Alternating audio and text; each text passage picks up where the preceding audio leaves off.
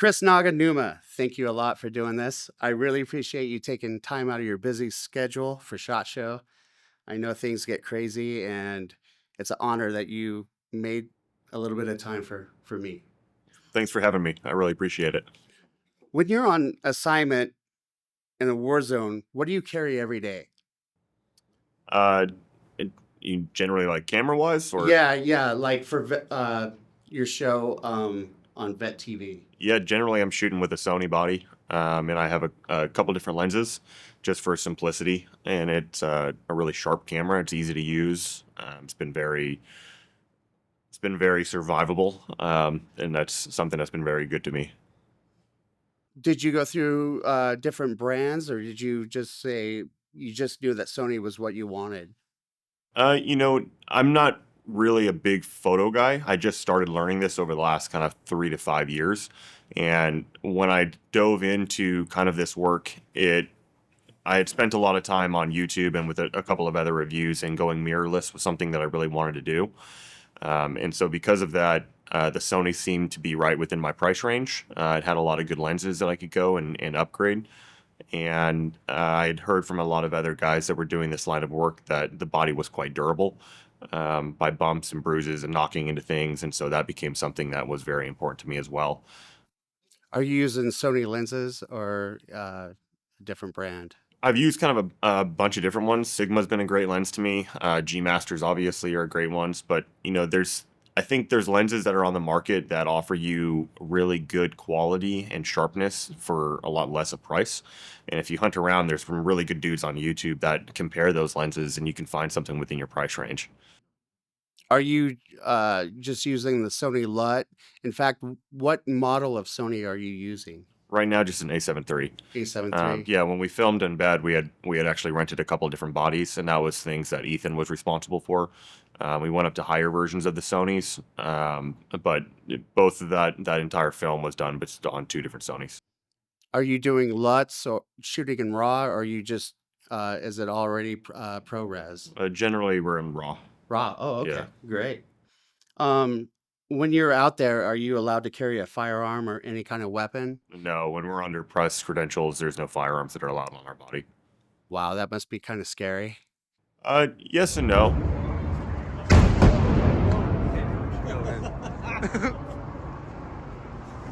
Hell yeah, dude.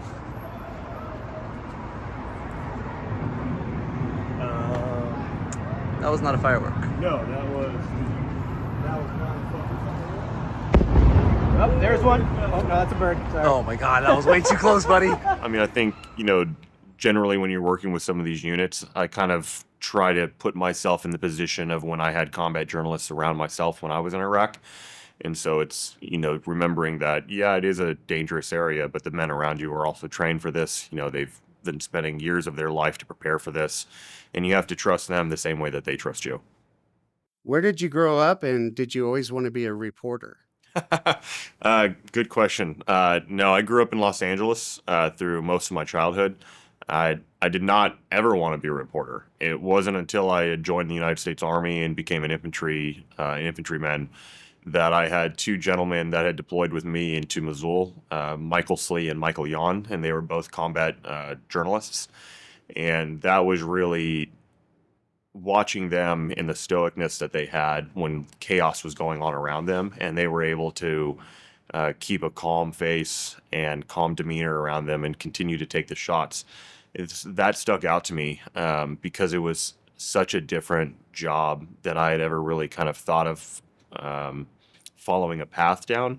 And it had stayed in the back of my mind that it might be something I wanted to do for well over a decade. And that spark really didn't get struck until Ukraine. What do you think it is that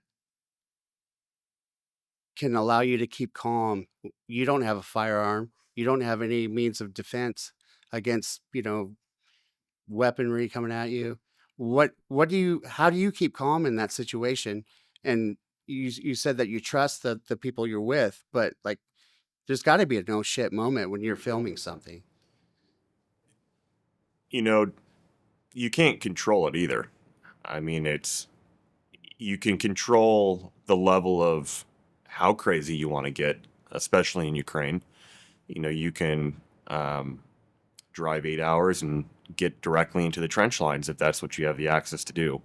Or you can sit back in Kyiv and just take interviews and do nothing, and you may still take a missile or a ballistic strike, but the level of danger is, I think, different. And so there's kind of an acceptance that you have with that and a peace that comes with it. And I think especially when you've walked in those shoes in a different combat zone, you just kind of, it's just another day, just a different battlefield. You served in the Army, correct? Could you go into that a little bit? I served from 2003 to 2008 with the United States Striker Brigades. And I retired. I stayed with them the entire my career, and then I got injured inside of that, and then I retired out of the Striker Brigades. Did you see combat when you were there? I did. I deployed to I deployed to Mosul, Iraq from 2004 to 2005. How did you and Ethan Nagal come together for Embedded? I'm Ethan Nagal, scout sniper and filmmaker. I've teamed up with combat veteran and founder of Project Leaflet, Nug Naganuma. We traveled to Ukraine to capture the stories of the warfighters and civilians on the ground. This is Embed Actual. Ethan and I actually came together through chance. He had reached out to me to do the 9line podcast, actually. And we had a really good conversation together. And after the cameras turned off, he reached back out and was like, man, your story is really impressive. I like what you're doing over there. And if there's ever any way that I can help your efforts, I would really love to be a part of that.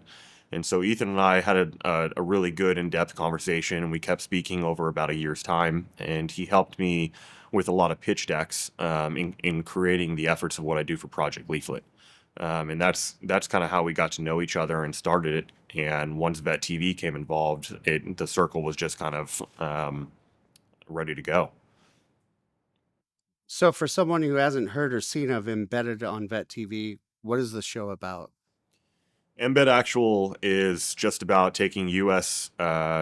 Journalists that are war veterans and embedding back into harm's way with units on the ground and sharing their stories truthfully from their mouth, not from a big box media and not from a narrative or not from a story that is trying to be captured. A lot of it is generally we get on the ground, and as one story is told, another one starts to open up or another door starts to open up.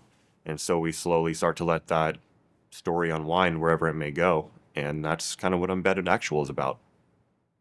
When you got there, what surprised you about the Ukraine-Russian conflict versus what you saw on like mainstream media and social media? What was it different, or was it like, oh, it's just exaggeration of that? Death was probably one of the biggest eye-opening experiences. I have a translator that generally works with me through the last 3 years. He and I are very close. Well, his name is Alex. That we'll keep it to. He's a young kid, graduated with about 200 plus students, and most of those kids are dead today. And we stopped by the funeral home of one of his best friends, and like the size of these funerals and the flags that are out there, it's kind of an overwhelming and experience when you see it. Just because we as Westerners, from what we've experienced in GWAT, we've never had that amount of death. So that was something that was very eye-opening for me the first time I went over. So I've heard accounts of like it's just bodies being thrown together to like World War I, where it's just a lot of trench warfare. Is that correct? It depends. Depends on where you're fighting. Out east, yes, there's a lot of trench warfare, and that's predominantly because there's a big gray zone. Now it's kind of become more stagnant. Trenches move slightly forward and backwards, and they're constantly being built up. Like a friend of mine from Battles and Beers, Nick, just was in trenches not too long ago, and you see complete entrenchments with cages over them and EW systems and netting over the top to try and stop FPV types. So I think things are constantly moving back and forth slightly. But yeah, there is definitely a lot of trench fighting in that aspect. So you said you saw combat, and then now you're in the middle of combat, even though you're not fighting. How has technology like AI and drones changed the battlefield? Well, drastically. And to your point, like I've seen combat, but I've not seen a war. GWAT, I would say, definitely was a lot of combat that we've seen. But Ukraine is a war, and that there's a very big difference in regards to those two things, especially when you experience it kinetically. It's much different. So that's something is that's much different. Yeah. What role do drones? I mean, I'm sure a Drones lot and of AI. people have seen the footage of like the drones going after the soldiers. Like, where do you see the battlefield going? Since you've been in this conflict, you've seen it. Where do you see like the battlefield going? Do you see it where like it's just going to be unmanned aircraft fighting each other, or will boots on the ground still be important? I think you'll always need to have boots on ground because you'll have to have someone that chooses to hold ground. But to your point, Ukraine is already conducting full automated missions. Oh wow. And it's not just airplane. I mean, it's air supporting ground missions. It's drones that are on the ground with thermal and AI targetry systems supported by air assets. Where I see it going is a very scary place. I haven't been to combat, but I'm watching it from shows like yours and like on Telegram. There's a lot of that footage, and I'm like, oh wow, this is going to be crazy in a few years. Yeah, it's crazy now. And we've only been in this for 3 years. FPVs were like the scariest thing, and they still are. But now we're seeing fiber optic systems that you can't jam, you can't stop. They run a spool with a wire, and they're self-controlled from the operator that's on the ground. The technology moves very, very fast. Reports of mysterious drones. Look, guys, there's one there, one there, one there. Turning into thousands of posts going viral online. Coming in one after one. With people from coast to coast now spending a lot more time looking up and pointing their cameras into the night. This is bizarre. Yeah, so if there was a drone strike in America, people think that they could get a shotgun and just take it down, but There will be.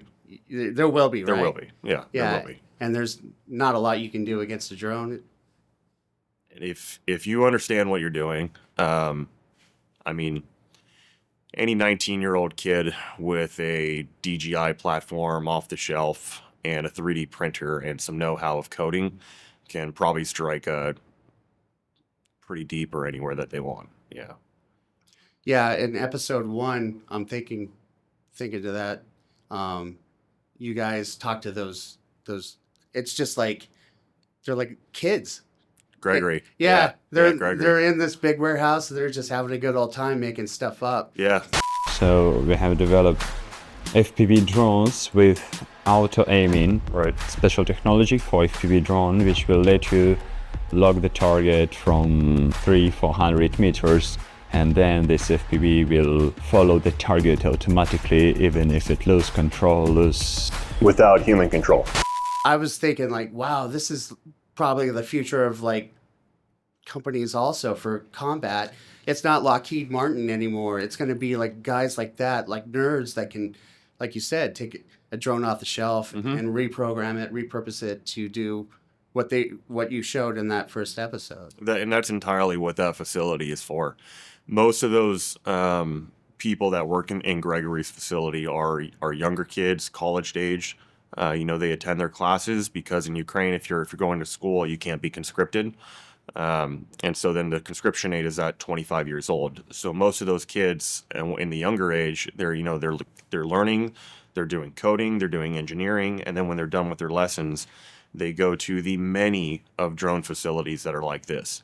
And those drone facilities are tearing apart Teslas. They're using batteries. They're building their own air platforms, their own ground platforms. They're building automated AI targeting systems on turrets. It is some of the most impressive advancements in warfare that I've seen from a civilian base. It's quite impressive. I guess if you're not getting the support from the government, you got to take it into your own hands. Yeah, and I think it's also a misconception that we as Americans have too. I shared a video not too long ago on our Instagram that was showing the Ukrainians building their own munitions.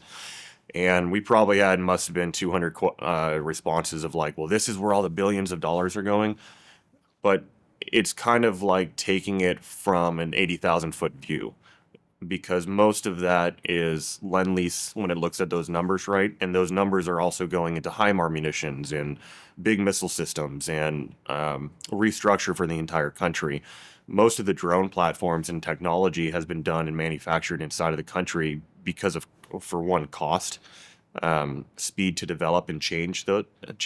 If Russia changes something, we can see that immediately on the battlefield, and then we can shift right there inside of our own centers.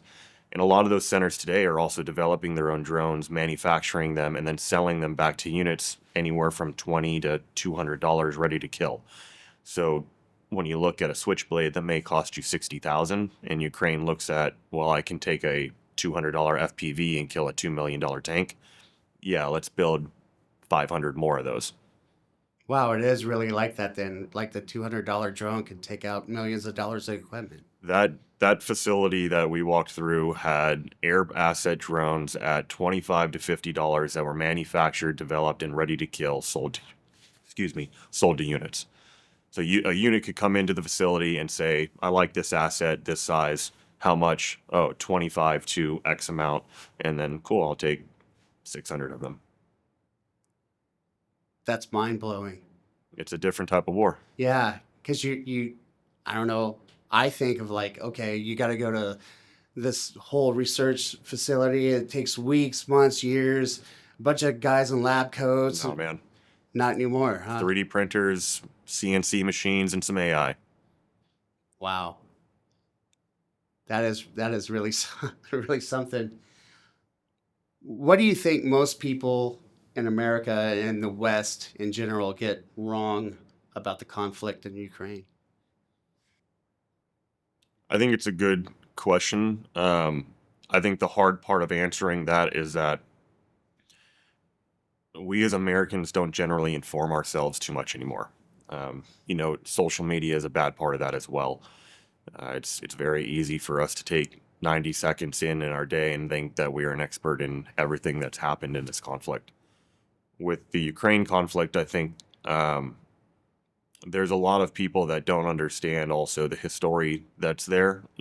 Ukraine has been around a lot longer than we have as a nation, and so has Russia. Not only that, there's been agreements that have happened within Ukraine and the United States that we should also, I believe, still hold true. That said, we'll keep them sovereign if you destroy your nuclear weaponry. They did all that. They also dedicated over half of a decade to helping us in GWAT. So I find it just to me, that, after 3 years, we become tired, especially when we are decimating the Russian forces without setting a single American foot on ground. Generations of their men are gone, and so is their armor. They're spending over 50% of their GDP to keep this war going. It's a much different type of avenue than what GWAT was. And just because we as a nation manufacture equipment and then sell it to another nation to use in war, people think that affects their tax dollars, when in reality, this is how a nation makes money. Well said. That makes a lot of sense. You have a company called Project Leaflet. What is that? Project Leaflet is an advisory group, or an advisory company. Most of I would say the internet knows us for war journalism, reporting on conflicts, and getting on the ground and doing one-on-one interviews.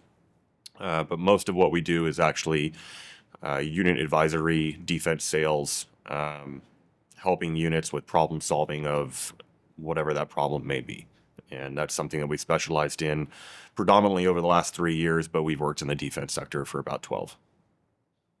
That's pretty cool. Before we go, is there anything you would like to add or let people know about the Ukraine conflict, your companies, or anything in general? Biggest thing for me is really just, always have an open eye and open ear. I think it's worth listening to what's going on with your neighbor that may not be the one that's, north of us, Canada, or south to us, Mexico. There's other things that do happen in the world. And if you want to understand what's happening in the Ukraine conflict, look exactly at what is going on in Georgia right now. Those people want freedom and they want to be out of the Russian control. And us as the United States are the biggest manufacturer of defense arms, and that is what we do as a nation today. Raytheon, General Dynamics, Lockheed Martin, this is what we do as a nation. We sell, we manufacture, and we support arms to other nations. And unfortunately, if you don't like that, it's not going to change. And you should have an open eye to how we support the world and why this conflict is important to us and to everyone else in the world. Thank you for that.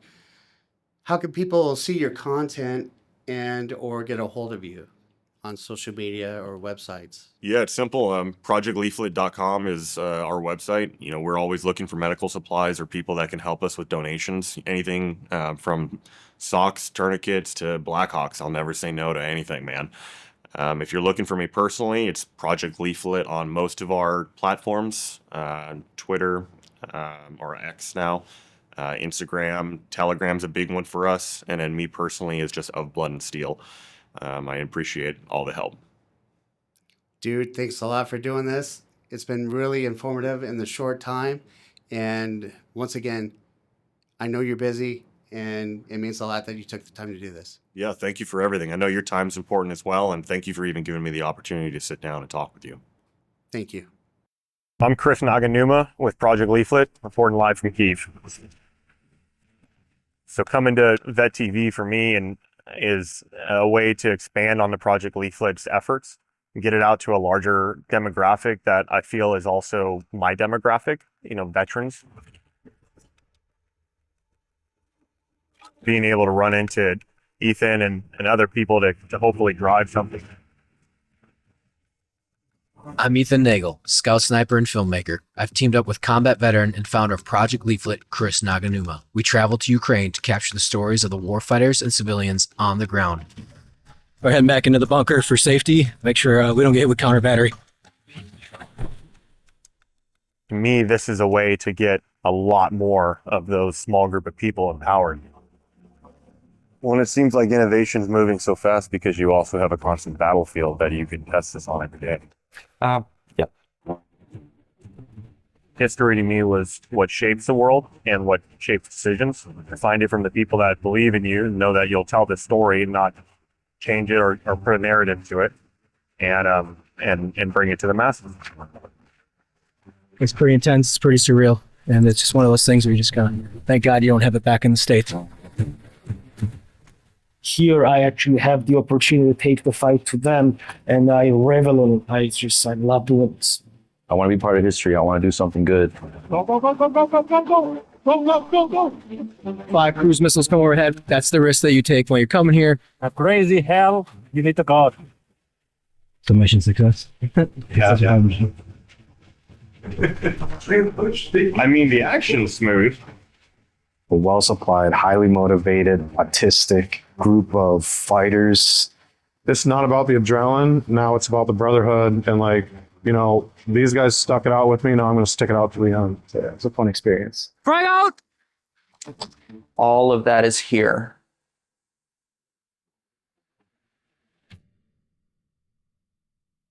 Perks of being here with Vet TV. Come over and let's fuck shit up.